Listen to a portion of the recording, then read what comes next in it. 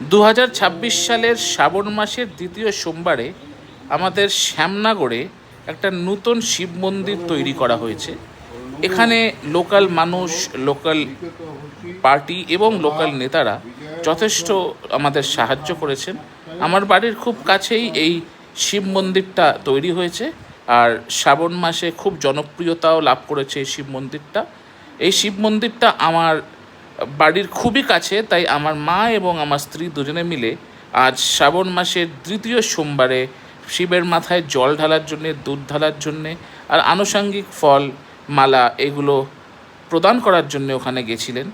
আপনারা এখন ছবিতে দেখতে পাচ্ছেন শিবলিঙ্গে আমার মা জল ঢালছে, তখন আগে আমার স্ত্রী জল ঢালছিলেন।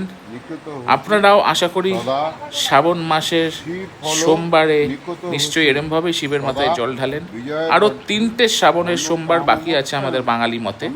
যদিও নর্থ ইন্ডিয়াতে বা আমাদের যারা বিহারি ভাই বোনেরা আছে, যারা উত্তরপ্রদেশে ভাই বোনেরা আছে, তাদের শ্রাবণ আগামীকাল থেকে শুরু হচ্ছে। তাই এই শ্রাবণের উপলক্ষে আমি এই ভিডিওটা আপলোড করলাম আমাদের এলাকার শ্যামনগর থেকে। শ্যামনগরবাসীদের আমার পক্ষ থেকে শ্রাবণের শুভেচ্ছা। আপনারা সবাই ভালো থাকুন, সুস্থ থাকুন, হাসতে থাকুন, হাসতে থাকুন। बम बोले भोले बाबा पार करेगा। जय बाबा तारकनाथ। हर हर महादेव।